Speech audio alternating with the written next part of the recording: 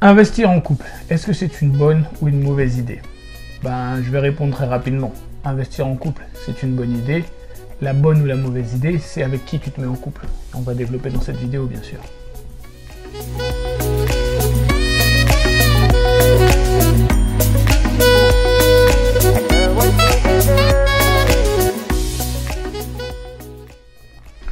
Alors bonjour, moi c'est Lionel d'Amel Immobilier et sur cette chaîne bien sûr on parle d'immobilier, mais pas que, on parle principalement d'opérations de marchand de biens, d'opérations d'achat-revente et de grosses plus-values. Donc si notre contenu t'intéresse, n'hésite surtout pas à t'abonner à la chaîne et puis n'oublie pas d'activer la cloche pour recevoir toutes nos notifications et puis tu peux aussi me suivre sur mes différents réseaux sociaux que j'affiche là. N'hésite pas à me suivre parce que vous me posez beaucoup de questions sur YouTube et la plupart de vos réponses je les donne sur Instagram ou sur TikTok. Donc suivez-moi. Donc dans cette vidéo, comme je vous l'ai dit, on va voir plusieurs points sur les bons et les mauvais côtés du fait d'investir en couple. Alors dans le premier point, il y a déjà une chose à savoir que beaucoup de gens ne connaissent pas ou ne savent pas, c'est que investir en couple et investir en étant marié, c'est pas la même chose. Il y a plusieurs stades. Il y a investir en étant en couple, c'est ma meuf, c'est mon mec, ce que je déconseille totalement et j'assume. Il y a investir en étant pacsé. Quand on sait que le pacte se dissout à la mort d'une des personnes, ça ne sert à rien. Le pacte sans testament, c'est comme si on était dans la première situation. Et il y a le couple qui investit en étant marié.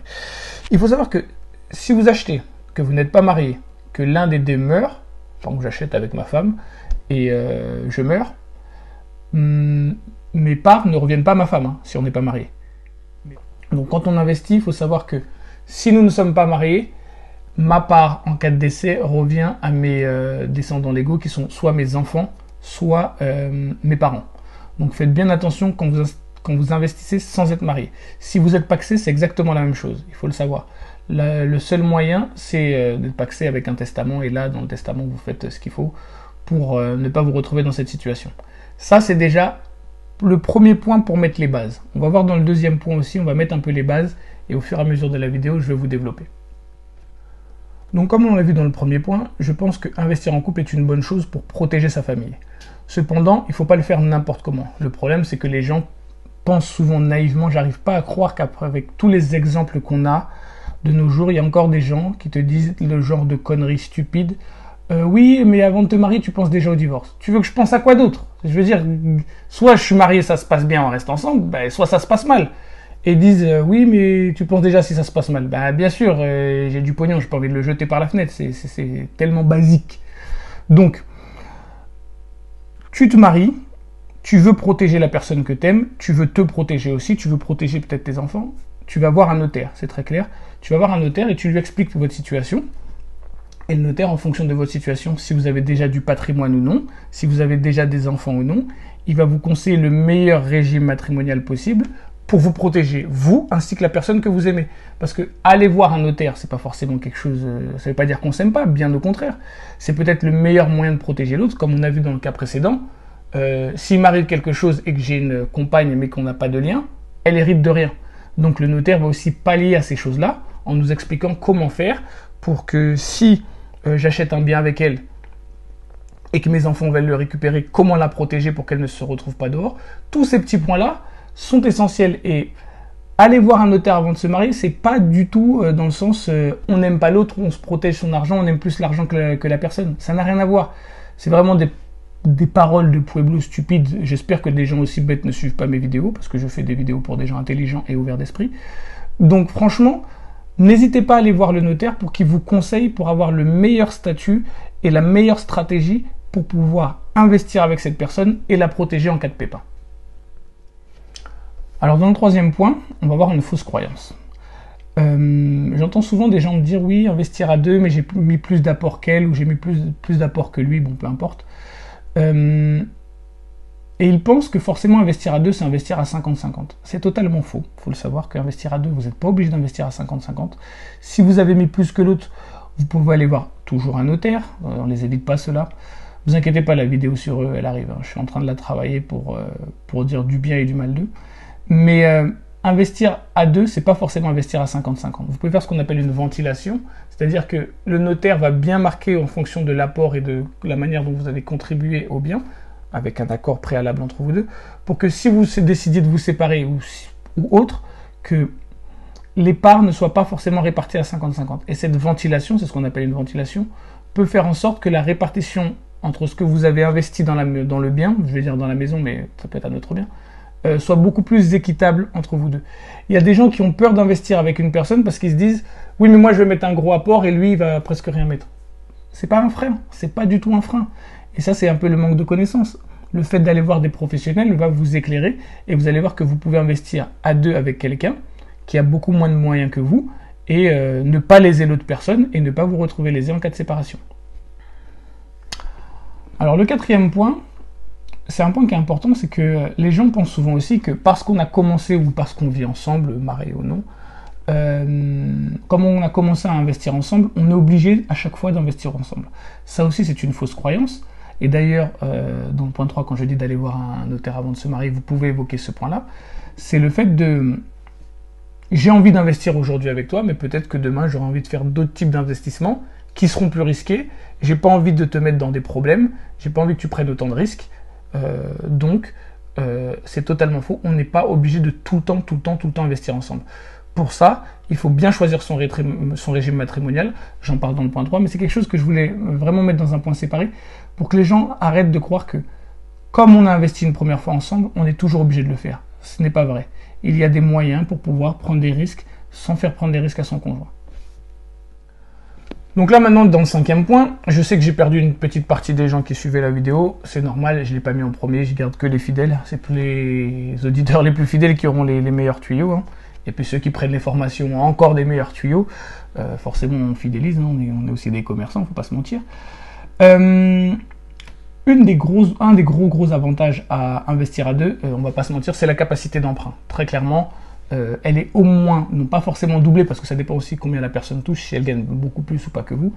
Mais on va voir avec les quelques notes que j'ai prises là, un petit exemple qui va vous montrer le gros avantage de pouvoir investir à deux. Mais c'est un peu comme dans un PLU. On vous donne un avantage et après on vous explique que c'est pas forcément avantageux dans toutes les circonstances. Donc là, on va voir l'avantage et dans les points suivants, on va expliquer pourquoi c'est pas forcément ça ne peut pas que être une bonne chose. Il y a aussi des choses qui vont à l'encontre. Un homme qui gagne 1500 €, il veut investir, il a une capacité de remboursement de 500 € par mois, un tiers de ses revenus. Donc avec un taux de 1,29 sur 25 ans, au moment où je parle, il a une capacité d'emprunt de 119 000 €. 119 007 €. Donc c'est une bonne capacité d'emprunt, mais on sait très bien que dans certaines régions, on va pas se mentir, quand on a 120 000 € pour investir avec les frais de notaire, c'est le studio, on va pas se mentir, c'est le studio, il n'y a pas... T'auras pas un 3 pièces avec vue sur la Tour Eiffel avec ce montant-là. Par contre, s'il se met avec une femme, parce qu'on a pris l'exemple d'un homme, qui gagne le même salaire que lui, là ils ont une capacité de remboursement mensuel qui double, donc on est à 1 000 € par mois, et là il se retrouve à pouvoir emprunter 238 000 €. Et clairement, peut-être qu'à 119 000, moi j'habite en région parisienne, et dans votre région, ça va être le même phénomène. À 119 000, t'as pas forcément beaucoup de choix, mais à 230 000, tu commences à avoir des biens. Tu commences à rentrer dans le 2 pièces, si tu t'éloignes un peu, tu peux avoir du 3 pièces. Je sais que dans les régions différentes de France, on peut avoir peut-être du 3, 4 pièces. Dans même certaines régions, on peut acheter une maison avec 230 000 €. Donc on voit que le fait d'avoir quelqu'un avec soi, forcément, on multiplie sa capacité d'emprunt, et c'est un gros avantage. Maintenant, des gens arrivent à se mettre en couple pour investir avec quelqu'un. Et là, vous mettez le doigt dans l'œil, vous faites quelque chose de très dangereux. C'est votre cupidité qui vous pousse à le faire. Et ça peut aussi se retourner contre vous. Donc, on ne se met pas en couple pour investir, on se met en couple par amour, et on investit pour les bonnes raisons. Mais vraiment, les gens qui se mettent en couple pour ce genre de situation-là, vous pouvez vous mettre en danger. Ça, c'était le 5e point, et on va voir dans les autres points pourquoi je dis ça. Alors dans ce nouveau point, qui est le 6e, je voulais parler de ça justement, c'est du contre-effet d'avoir un gros effet de levier pour emprunter. C'est qu'après, quand vous voulez vendre la maison pour récupérer votre plus-value, vous allez vous retrouver à l'avis de l'autre, parce que vous avez acheté à deux, et l'autre personne, elle n'a pas forcément le même projet que vous.